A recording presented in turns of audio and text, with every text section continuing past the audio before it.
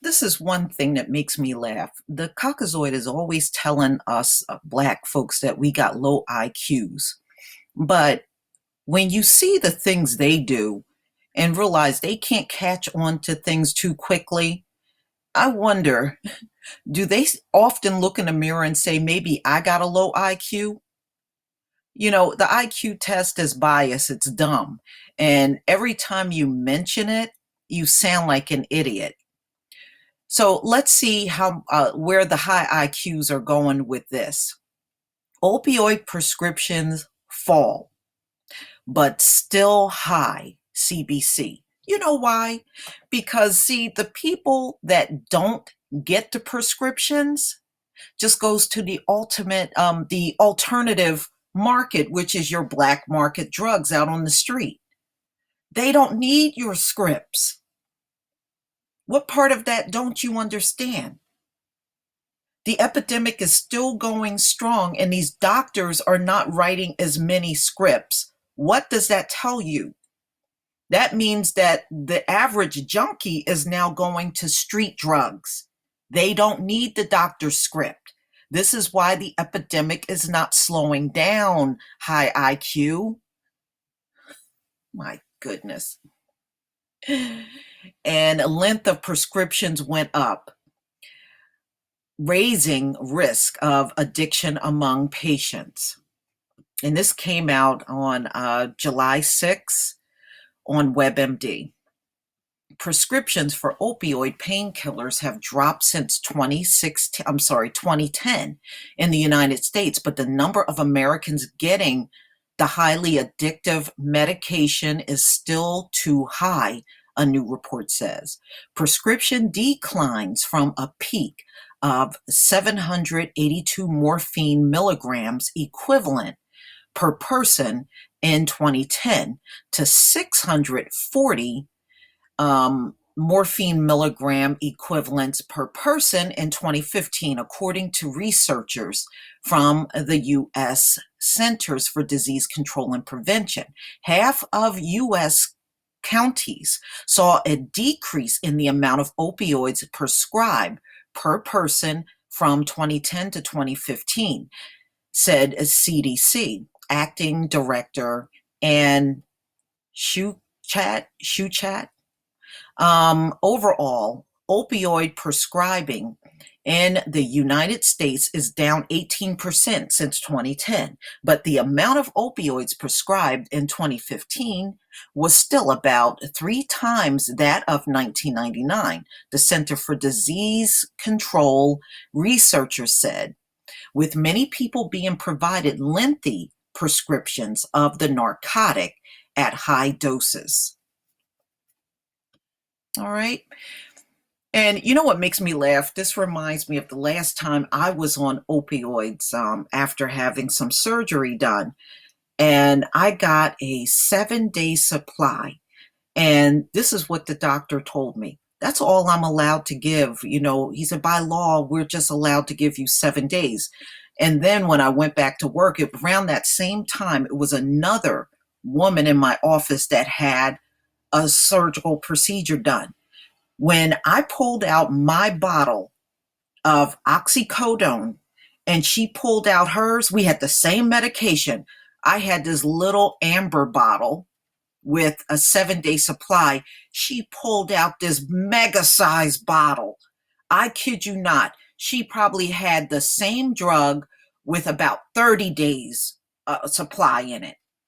So then I knew they prescribed the Caucasoid a lot more of the medication than us. I only got 1 week. She had like a 30-day supply. But this doctor lied to me and said by law they were only allowed to give 7 days. But I kind of chuckle at it now that I see the epidemic going on. He did me a real favor because I never got hooked on that mess. We're still seeing too many get too much for too long. The amount of opioid prescribed in 2015 was enough for every American to be medicated around the clock for 3 weeks. Drug overdoses account for just over 52,400 deaths in 2015, and nearly 2 of 3 overdoses involved an opioid, according to the CDC. Now, I'm not surprised that they give medication out like that, because you got to understand the doctors get money for every prescription they write from the pharmaceutical company. So the more they push the drug, the more money they get from those drugs. Again, their biggest money comes from writing prescriptions. It does not come from you walking in for your doctor visit. It's the prescription. That's where the money is. Prescriptions are still providing high doses of opioid painkillers such as OxyContin for periods long enough to turn patients into addicts. People are being handed opioid prescriptions that cover longer periods of time, increasing an average 13 days in 2006 to almost 18 days in 2015, the report found. Anyone taking opioids can become addicted to them after taking them just a few days. A person becomes more likely to take them long term. I don't know about that. I don't think when I took mine, I don't recall becoming addicted or craving for it. I don't know. Maybe, I don't know. I just didn't feel that way.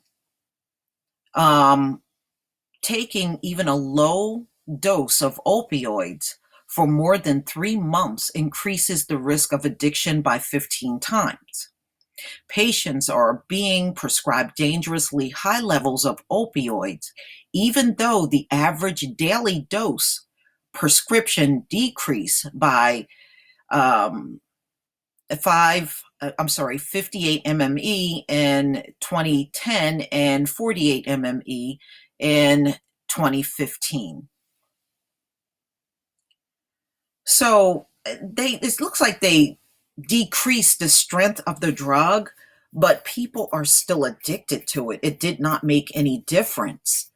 So, but I do know just from reading articles, a lot of people are now turning to the synthetic opioids and the fentanyl now. They're not even sweating the fact that they can't get the script from their doctor anymore. Number two, if you want a lot of this stuff, you can get it from the black market. If you go onto the black internet, you can get all of this stuff you want. And not only that, if you get it from China, China will ship this stuff right to your house. They don't care. And they're getting away with it big time, big time. And the US still have not figured out a way to stop all these packages from coming over from China, because it's not like your dogs can sniff it out. Your dogs are pretty much useless when it comes down to sniffing out fentanyl. They can't. So I'm afraid to let the US know you are stuck with this epidemic, this plague. You are stuck with it. It ain't going nowhere. I don't care how much they decrease these scripts, how much they decrease the dosage, how much they're careful about giving 13 days instead of 18 days. It's not going to make any difference when you got so much illegal drugs coming into the country. Please leave your comment and subscribe. And if you can donate to this channel, please do. And I'll also have the link to this article in the description box. Peace, family.